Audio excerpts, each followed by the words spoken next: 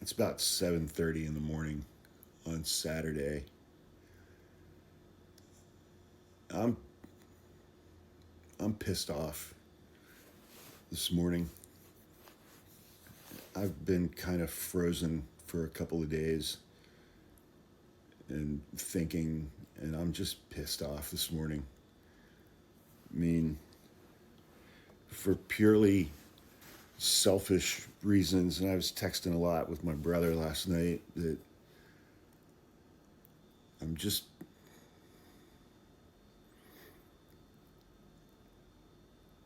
for the last 2 years, it's like I've been busting my ass to reach certain goals and to achieve some things in my life, and I've achieved a lot of those things over the last few months. It's like I was able to leave my job, and I bought the house that up in the mountains that I've dreamed of owning for the last 20 years. And I've just been, it's like I post a lot of content, I make a lot of videos, I speak out a lot against the things that are happening in this country that have been happening for the last year, the last decade.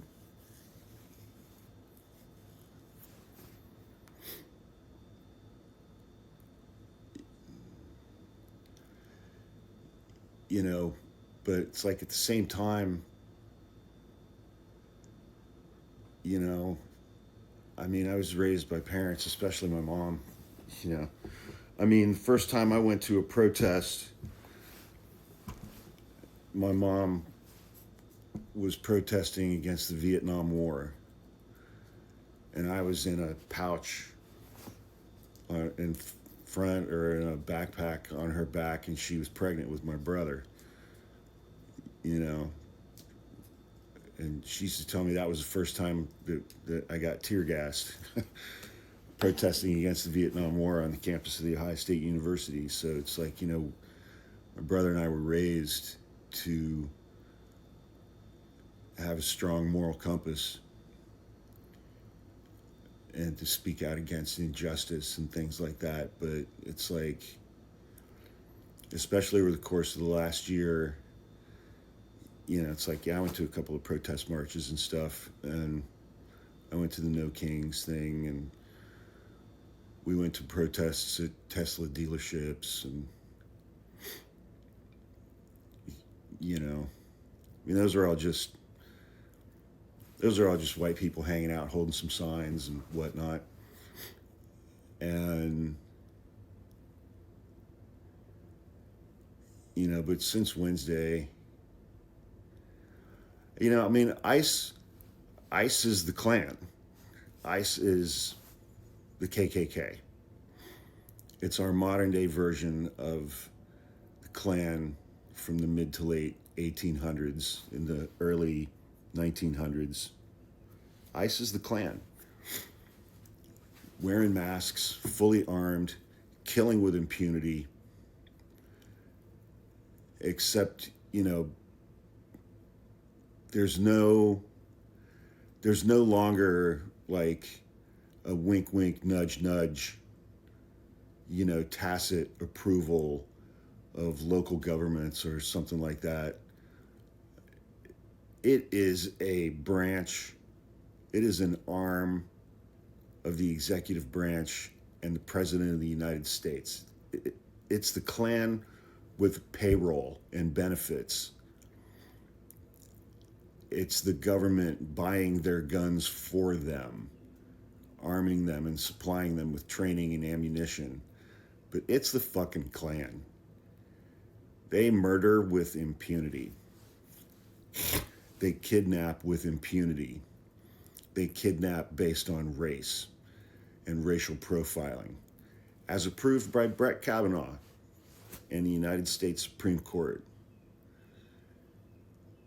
And, it's like I've been kind of asking this theoretical question for a long time. You know, it's like, how much are people going to be willing to personally risk to fight back against this government? And that kind of refined itself, you know, over the last couple of months. And I did a post about this the other day.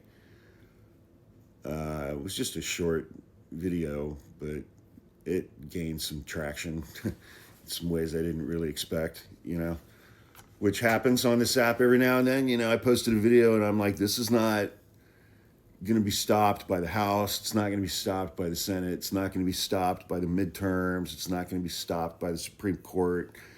It's not going to be stopped by any of the entities or institutions that we would normally rely upon to stop something like this. And I'm like, this is only going to stop when white people put a stop to it. And for 400 years, this nation has been set up for the protection and comfort and advantage and privilege of white people. And then on Wednesday, the Klan, ICE, executed a white mother of three on a residential street in broad daylight with dozens of witnesses filming it, knowing they knew they were being filmed. The guy, Jonathan Ross, filmed it himself. And I'm just fucking pissed for purely selfish reasons, because it's like, you know, I've finally gotten to a point where it's like, I've achieved these things that I've wanted to achieve for so many years, that I've worked so hard towards, and that I've accomplished myself. And how much of it am I going to be willing to risk?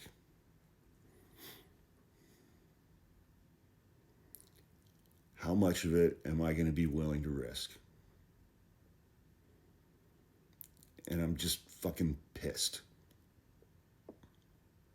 I'm angry.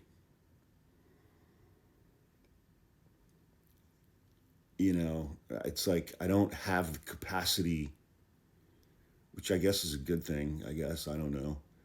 I don't have the capacity to just stick my fucking head in the sand and pretend that this is not happening. And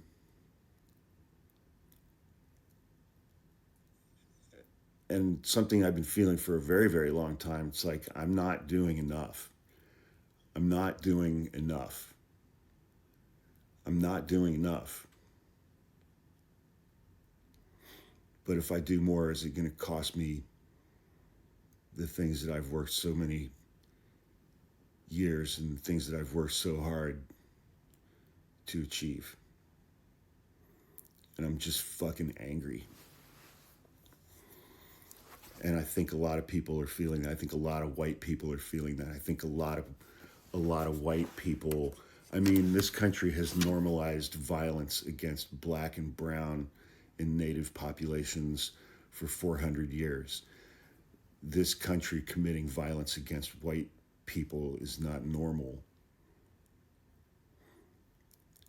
And I think that's why, for white people, the events of this week have been so shocking.